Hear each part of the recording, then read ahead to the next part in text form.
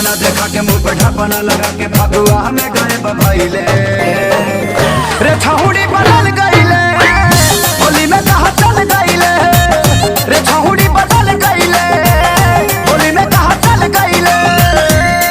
यार काहे मूड खराब कर रहे हैं? अरे यार ये तो हो जात रहा छोड़ा यार। ठीक है आप प्यारेलाल भौजाई को डाल लीजिएगा। अरे हम सोनू भौजाई को रंग डालेंगे।